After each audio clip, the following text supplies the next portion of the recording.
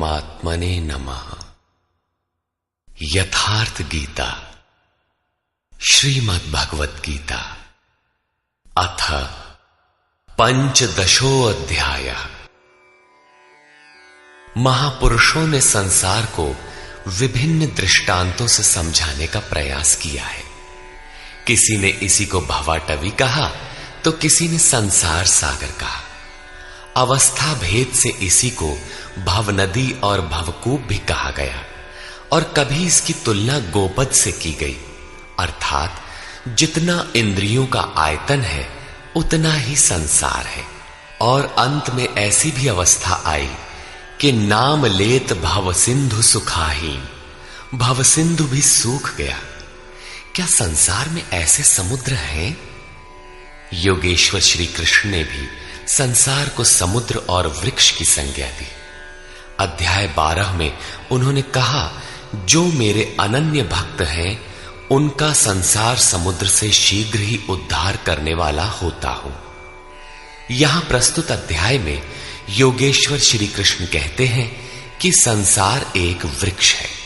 इसको काटते हुए ही योगी जन उस परम पद को खोजते हैं। देखें, श्री भगवान उवाच।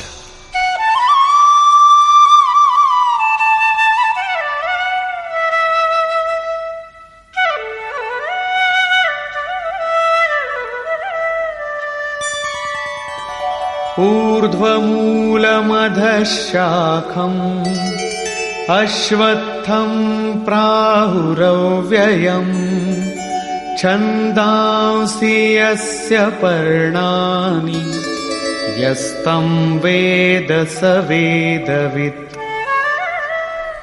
अर्जुन, ऊर्ध्व मूलम, ऊपर को परमात्मा ही जिसका मूल है, अधः शाखम, नीचे प्रकृति ही जिसकी शाखाएं हैं, ऐसे संसार रूपी पीपल के वृक्ष को अविनाशी कहते हैं। वृक्ष तो अश्वः अर्थात कल तक भी रहने वाला नहीं, जब चाहे कट जाए, किंतु है अविनाशी। श्री कृष्ण के अनुसार अविनाशी दो हैं, एक संसार रूपी वृक्ष अविनाशी और दूसरा उससे भी परे परम अविनाशी।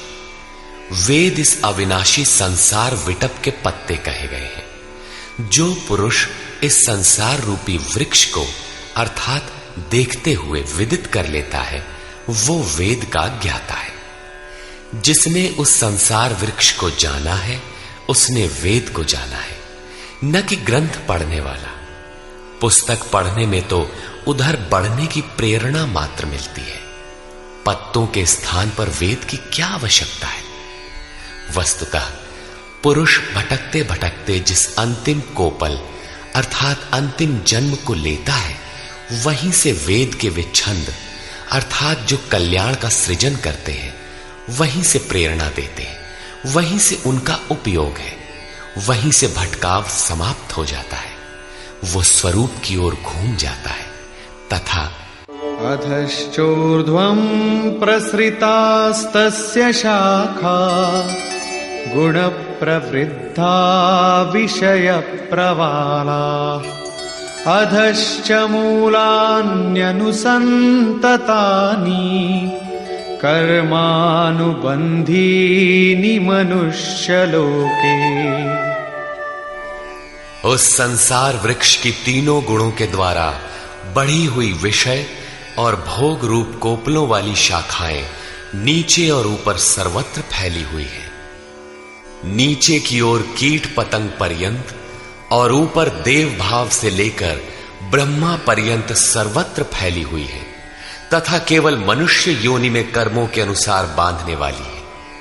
अन्य सभी योनियां भोग भोगने के लिए है। मनुष्य योनि ही कर्मों के अनुसार बंधन तैयार करती है।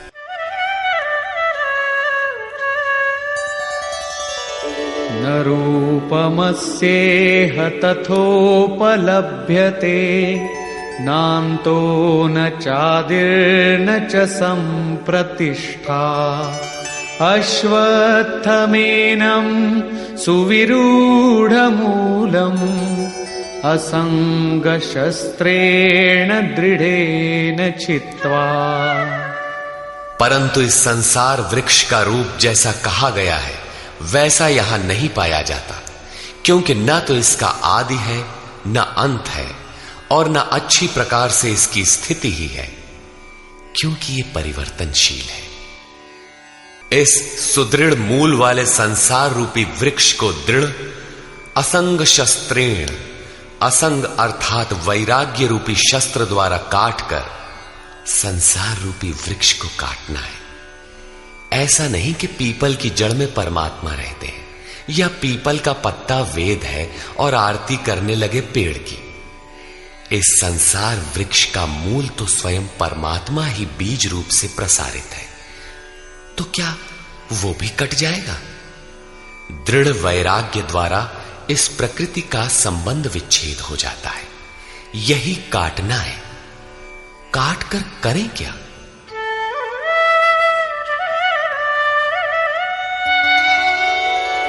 ततः पदं तत्परिमार्गितव्यम्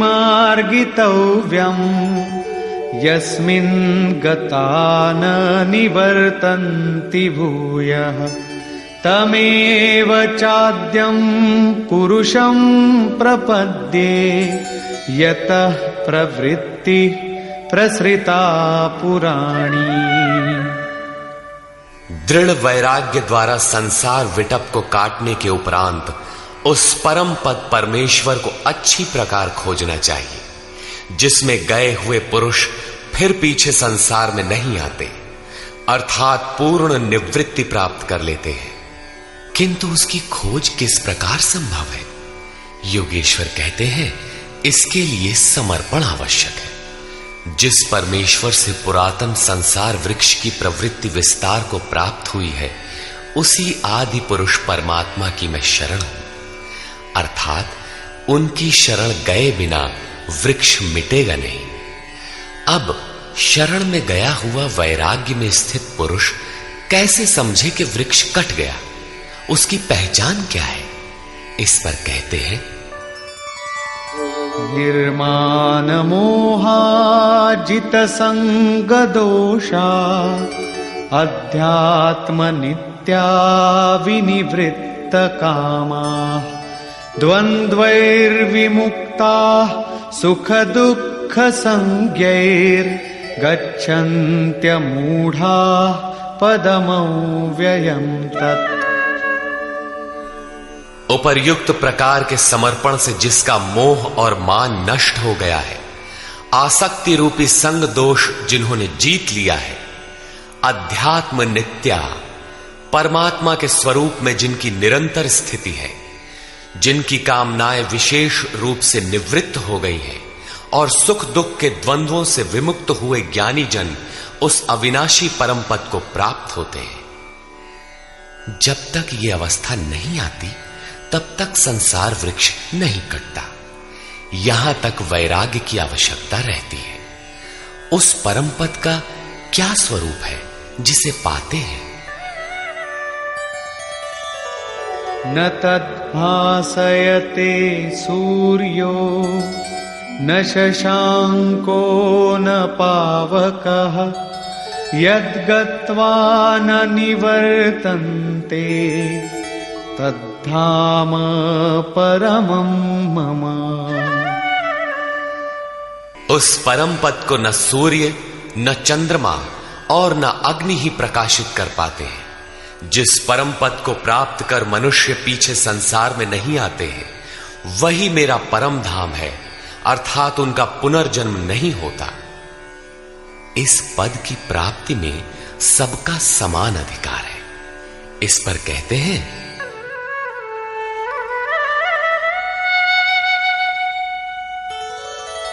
ममैवांशो जीवलोके जीवभूतः सनातनः मनः षष्ठानीन्द्रियाणि प्रकृतिस्थानि कर्षति।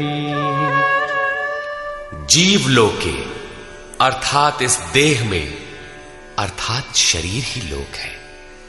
ये जीवात्मा मेरा ही सनातन अंश है और वही इन त्रिगुणमयी माया में स्थित हुई मन सहित पांचों इंद्रियों को आकर्षित करता है। भला कैसे? शरीरं यदवाप्नोति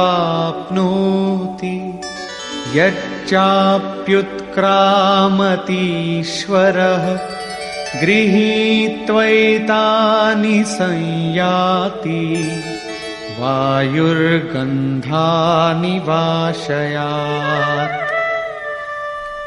जिस प्रकार वायु गंध के स्थान से गंध को ग्रहण करके ले जाता है, ठीक उसी प्रकार देह का स्वामी जीवात्मा जिस पहले शरीर को त्यागता है, उससे मन और 5 ज्ञानेंद्रियों के कार्यकलापों को ग्रहण करके अर्थात आकर्षित करके साथ लेकर फिर जिस शरीर को प्राप्त होता है उसमें जाता है। जब अगला शरीर तत्काल निश्चित है तो आटे का पिंड बनाकर किसे पहुंचाते हो? लेता कौन है? इसीलिए श्री कृष्ण ने अर्जुन से कहा था कि ये अज्ञान तुझे कहां से उत्पन्न हो गया कि पिंडोदक क्रिया लुप्त हो जाएगी। वहां जाकर करता क्या है? मन सहित 6 इंद्रियां कौन है? श्रोत्रं चक्षुः स्पर्शनं च रसनं घ्राणमेव च अधिष्ठाय मनश्चायं विषयानुपसेवते।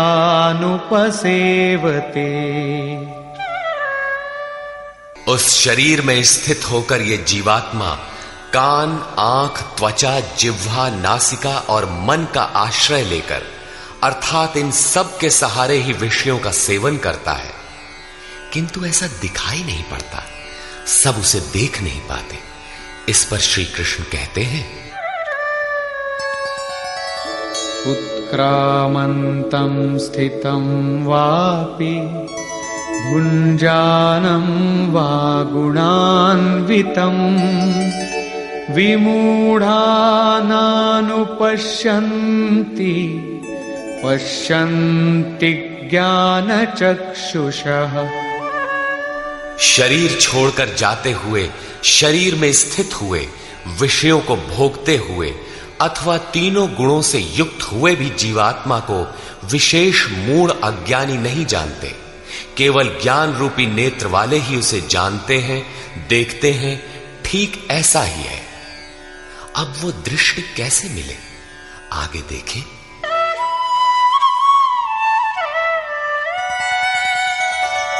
यतन्तो योगिनश्चैनं पश्यन्त्यात्मन्यवस्थितं यतन्तोऽप्यकृतात्मानो नैनं पश्यन्त्यचेतसः। योगी जन अपने हृदय में चित्त को सब ओर से समेट इस आत्मा को यत्न करते हुए ही प्रत्यक्ष देखते हैं, किंतु अकृतार्थ आत्मा वाले अर्थात मलिन अंतःकरण वाले अज्ञानी जन यत्न करते हुए भी इस आत्मा को नहीं जानते, क्योंकि उनका अंतःकरण बाह्य प्रवृत्तियों में अभी बिखरा है। चित्त को सब ओर से समेटकर अंतरात्मा में यत्न करने वाले भाविक जन ही उसे पाने के योग्य होते हैं। अतः अंतःकरण से सतत सुमिरण आवश्यक है। अब उन महापुरुषों के स्वरूप में जो विभूतियां पाई जाती हैं, जो पीछे बता भी आए हैं, उन पर प्रकाश डालते हैं।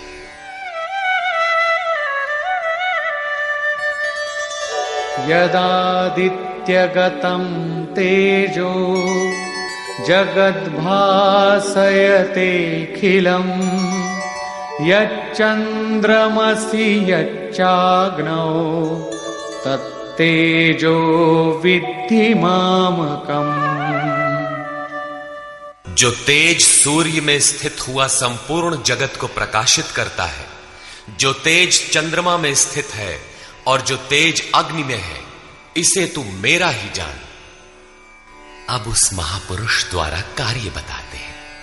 गामाविश्य च भूतानि धारयाम्यहमोजसा पुष्णामि चौषधीः सर्वा सोमो भूत्वा रसात्मकः। मैं ही पृथ्वी में प्रवेश करके अपनी शक्ति से सब भूतों को धारण करता हूं और चंद्रमा में रस स्वरूप होकर संपूर्ण वनस्पतियों को पुष्ट करता हूं।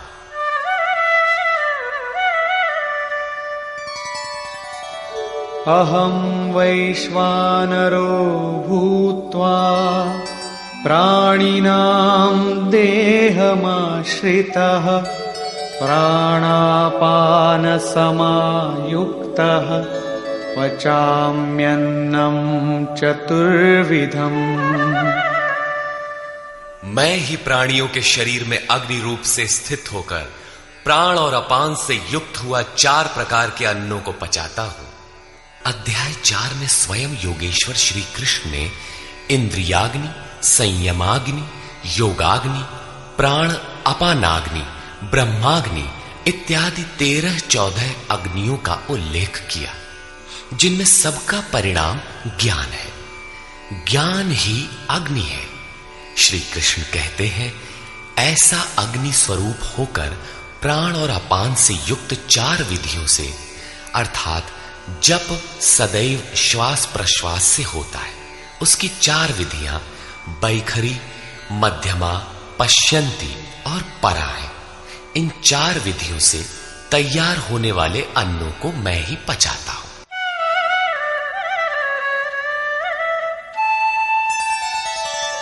सर्वस्य चाहं हृदि सन्निविष्टो मत्तः स्मृतिर्ज्ञानमपोहनं च वेदैश्च सर्वैरहमेव वेद्यो वेदान्तकृद्वेदविदेम चाहम्। मैं ही सब प्राणियों के हृदय में अंतर्यामी रूप से स्थित हूं। मुझसे ही स्वरूप की स्मृति होती है। स्मृति के साथ ही ज्ञान अर्थात साक्षात्कार और अपोहनम अर्थात बाधाओं का शमन मुझ इष्ट से ही होता है। सब वेदों द्वारा मैं ही जानने योग्य हूं। वेदांत का कर्ता अर्थात वेदस्य अंतः सह वेदांत, वेद की अंतिम स्थिति का कर्ता मैं ही हूं और वेदविद भी मैं ही हूं अर्थात वेद का ज्ञाता। अध्याय के आरंभ में उन्होंने कहा था कि संसार वृक्ष है, ऊपर परमात्मा मूल और नीचे प्रकृति पर्यंत शाखाएं हैं। जो इस मूल से प्रकृति का विभाजन करके जानता है, मूल से जानता है, वो वेदविद है। यहां कहते हैं कि मैं वेदविद हूं। उसे जो जानता है, श्री कृष्ण ने अपने को उनकी तुलना में खड़ा किया कि वो वेदविद है। मैं वेदविद हूं। श्री कृष्ण भी एक तत्वज्ञ महापुरुष, योगियों के भी परम योगी थे। यहां ये प्रश्न पूरा हुआ। अब बताते हैं कि संसार में पुरुष का स्वरूप 2 प्रकार का है। द्वाविमौ पुरुषौ लोके क्षरश्चाक्षर एव च क्षरः सर्वाणि भूतानि कूटस्थोऽक्षर उच्यते।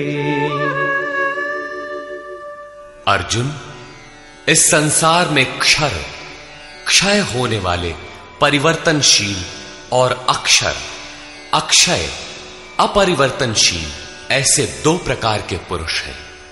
उनमें संपूर्ण भूत प्राणियों के शरीर तो नाशवान है, क्षर पुरुष हैं, और ये कूटस्थ पुरुष अविनाशी कहा जाता है। साधन के द्वारा मन सहित इंद्रियों का निरोध अर्थात जिसकी इंद्रिय समूह कूटस्थ है, वही अक्षर कहलाता है। किंतु यह भी पुरुष की अवस्था विशेष ही है। इन दोनों से भी परे एक अन्य पुरुष भी है।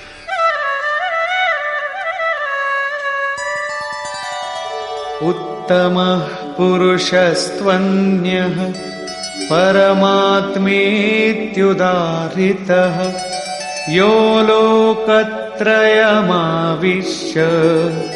बिभर्त्य व्यय ईश्वरः। उन दोनों से अति उत्तम पुरुष तो अन्य ही है, जो तीनों लोकों में प्रवेश करके सबका धारण पोषण करता है। और अविनाशी, परमात्मा, ईश्वर ऐसे कहा गया है। परमात्मा अव्यक्त, अविनाशी, पुरुषोत्तम इत्यादि उसके परिचायक शब्द हैं। वस्तुतः ये अन्य ही है, अर्थात अनिर्वचनीय है। ये क्षर अक्षर से परे महापुरुष की अंतिम अवस्था है, जिसको परमात्मा इत्यादि शब्दों से इंगित किया गया है, किंतु वो अन्य है, अर्थात अनिर्वचनीय है।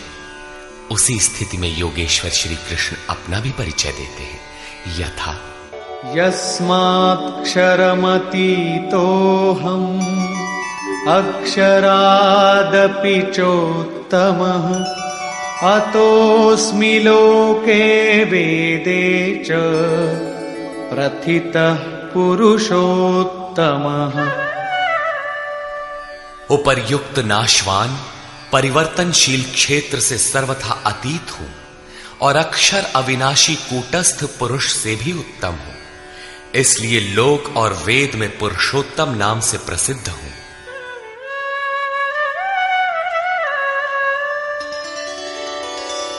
यो मामेवमसम्मूढो जानाति पुरुषोत्तमम् स सर्वविद् भजति माम् सर्वभावेन भारत। हे भारत, जैसा कि ऊपर कहा गया है कि इस प्रकार जो ज्ञानी पुरुष मुझ पुरुषोत्तम को साक्षात जानता है, वो सर्वज्ञ पुरुष सब प्रकार से मुझ परमात्मा को ही भजता है। वो मुझसे विलग नहीं है।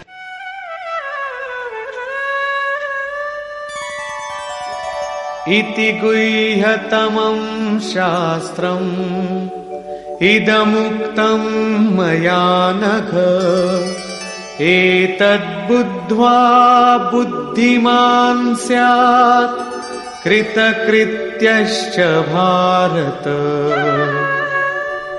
हे निष्पाप अर्जुन, इस प्रकार ये अति गोपनीय शास्त्र मेरे द्वारा कहा गया। इसको तत्व से जानकर मनुष्य पूर्ण ज्ञाता और कृतार्थ हो जाता है। अतः योगेश्वर श्री कृष्ण की ये वाणी स्वयं में पूर्ण शास्त्र है। श्री कृष्ण का ये रहस्य अत्यंत गुप्त था, उन्होंने केवल अनुरागियों से बताया। ये अधिकारी के लिए ही है। श्री कृष्ण का ये स्वरूप सबके लिए था भी नहीं। कोई उन्हें राजा, कोई दूत, तो कोई यादव ही मानता था, किंतु अधिकारी अर्जुन से उन्होंने कोई दुराव नहीं रखा। उसने पाया कि वो परम सत्य पुरुषोत्तम नहीं। दुराव रखते तो उसका कल्याण ही ना होता। यही विशेषता प्राप्ति वाले प्रत्येक महापुरुष में पाई गई। रामकृष्ण परमहंस देव एक बार बहुत प्रसन्न थे। भक्तों ने पूछा, आज तो आप बहुत प्रसन्न हैं? बोले, आज मैं वो परमहंस हो गया। उनके समकालीन कोई अच्छे महापुरुष परमहंस थे, उनकी ओर संकेत किया। कुछ देर बाद वो मन क्रम वचन से विरक्ति की आशा से अपने पीछे लगे साधकों से बोले, देखो, अब तुम लोग संदेह न करना, मैं वही राम हूं जो त्रेता में हुए थे, वही कृष्ण हूं जो द्वापर में हुए थे। मैं उन्हीं की पवित्र आत्मा हूं, वही स्वरूप हूं। यदि पाना है तो मुझे देखो। ठीक इसी प्रकार पूज्य गुरु महाराज भी सबके सामने कहा करते थे, हो, हम भगवान के दूत हैं। जे सचहू का संत है वो भगवान का दूत है। हमारे द्वारा ही उनका संदेशा मिलता है। पूज्य महाराज जी सबसे तो इतना ही कहते थे, न किसी विचार का खंडन न मंडन, किंतु जो विरक्ति में पीछे लगे थे उनसे कहते थे, केवल मेरे स्वरूप को देखो। यदि तुम्हें उस परम तत्व की चाह है तो मुझे देखो, संदेह मत करो। बहुतों ने संदेह किया तो उनको अनुभव में दिखाकर उन बाह्य विचारों से हटाकर अपने स्वरूप में लगाया। वे अद्यावधि महापुरुष के रूप में अवस्थित हैं। इसी प्रकार श्री कृष्ण की अपनी स्थिति गोपनीय तो थी, किंतु अपने अनन्य भक्त पूर्ण अधिकारी अनुरागी अर्जुन के प्रति उन्होंने उसे प्रकाशित किया। हर भक्त के लिए संभव है, महापुरुष लाखों को उस रास्ते पर चला देते हैं। निष्कर्ष, इस अध्याय के आरंभ में योगेश्वर श्री कृष्ण ने बताया कि संसार एक वृक्ष है, पीपल जैसा वृक्ष है। पीपल एक उदाहरण मात्र है। ऊपर इसका मूल परमात्मा और नीचे प्रकृति पर्यंत इसकी शाखाएं प्रशाखाएं हैं। जो इस वृक्ष को मूल सहित विदित कर लेता है वह वेदों का ज्ञाता है। इस संसार वृक्ष की शाखाएं ऊपर और नीचे सर्वत्र व्याप्त हैं और मूलानि, उसकी जड़ों का जाल भी ऊपर और नीचे सर्वत्र व्याप्त है, क्योंकि वह मूल ईश्वर है और वही बीज रूप से प्रत्येक जीव हृदय में निवास करता है। योगेश्वर श्री कृष्ण के अनुसार संसार वृक्ष है जिसका मूल सर्वत्र है और शाखाएं सर्वत्र हैं। कर्मानुबंधीनि मनुष्य लोके, कर्मों के अनुसार केवल मनुष्य योनि में बंधन तैयार करता है, बांधता है। अन्य योनियां तो इन्हीं कर्मों के अनुसार भोग भोगती हैं। अतः दृढ़ वैराग्य रूपी शस्त्र द्वारा इस संसार रूपी पीपल के वृक्ष को तू काट और उस परम पद को ढूंढ जिसमें गए हुए महर्षि पुनर्जन्म को प्राप्त नहीं होते। कैसे जाना जाए कि संसार वृक्ष कट गया? योगेश्वर कहते हैं कि जो मान और मोह से सर्वथा रहित है, जिसने संग दोष जीत लिया है, जिसकी कामनाएं निवृत्त हो गई हैं और जो द्वंद्व से मुक्त है, वह पुरुष उस परम तत्व को प्राप्त होता है। उस परम पद को न सूर्य, न चंद्रमा और न अग्नि ही प्रकाशित कर पाते हैं। वह स्वयं प्रकाश रूप है, जिसमें गए हुए पीछे लौट कर नहीं आते। वह मेरा परम धाम है, जिसे पाने का अधिकार सबको है, क्योंकि यह जीवात्मा मेरा ही शुद्ध अंश है। शरीर का त्याग करते समय जीवात्मा मन और पांचों ज्ञानेंद्रियों के कार्यकलापों को लेकर नए शरीर को धारण करता है। संस्कार सात्विक है तो सात्विक स्तर पर पहुंच जाता है, राजसी है तो मध्यम स्थान पर और तामसी रहने पर जघन्य योनियों तक पहुंच जाता है तथा इंद्रियों के अधिष्ठाता मन के माध्यम से विषयों को देखता और भोगता है। यह दिखाई नहीं पड़ता, इसे देखने की दृष्टि ज्ञान है। कुछ याद कर लेने का नाम ज्ञान नहीं है। योगी जन हृदय में चित्त को समेटकर प्रयत्न करते हुए ही उसे देख पाते हैं। अतः ज्ञान साधन गम्य है। हां, अध्ययन से उसके प्रति रुझान उत्पन्न होती है।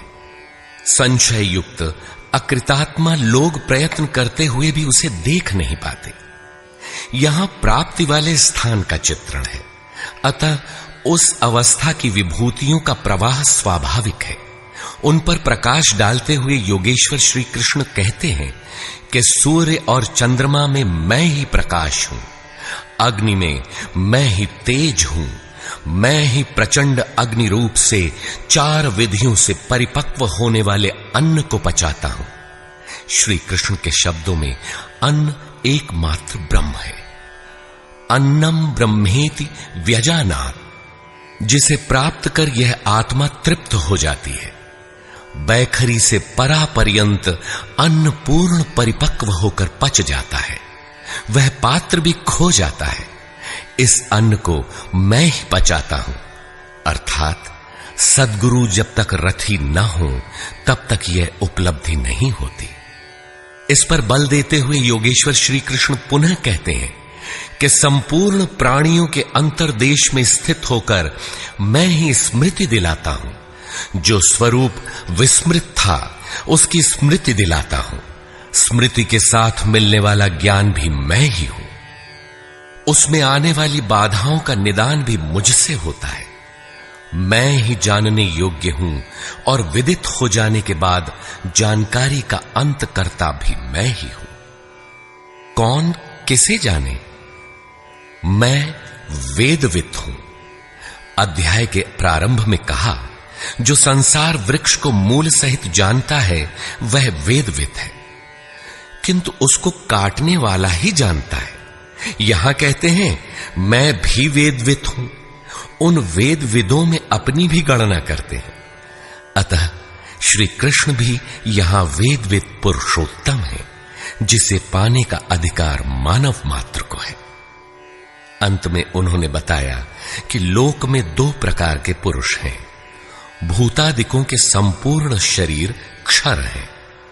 मन की कूटस्थ अवस्था में यही पुरुष अक्षर है, किंतु है द्वंद्वात्मक और इससे भी परे जो परमात्मा, परमेश्वर, अव्यक्त और अविनाशी कहा जाता है, वह वस्तुतः अन्य ही है। यह क्षर अक्षर से परे वाली अवस्था है। यही परम स्थिति है। इससे संगत करते हुए कहते हैं कि मैं भी क्षर अक्षर से परे वही हूं, इसलिए लोग मुझे पुरुषोत्तम कहते हैं। इस प्रकार उत्तम पुरुष को जो जानते हैं वे ज्ञानी भक्तजन सदैव सब ओर से मुझे ही भजते हैं। उनकी जानकारी में अंतर नहीं है। अर्जुन, यह अत्यंत गोपनीय रहस्य मैंने तेरे प्रति कहा। प्राप्ति वाले महापुरुष सबके सामने नहीं कहते, किंतु अधिकारी से दुराव भी नहीं रखते। अगर दुराव करेंगे तो वह पाएगा कैसे? इस अध्याय में आत्मा की 3 स्थितियों का चित्रण क्षर, अक्षर और अति उत्तम पुरुष के रूप में स्पष्ट किया गया, जैसा इससे पहले किसी अन्य अध्याय में नहीं है। अतः ओम तत्सदिति श्रीमद् भगवद गीता सूपनिषत्सु ब्रह्म विद्यायाम योग शास्त्रे श्री कृष्ण अर्जुन संवादे पुरुषोत्तम योगो नाम 15 अध्यायः। इस प्रकार स्वामी अड़गड़ानंद कृत श्रीमद् भगवद गीता के भाष्य यथार्थ गीता का 15वां अध्याय पूर्ण होता है। हरि ओम तत्सत्।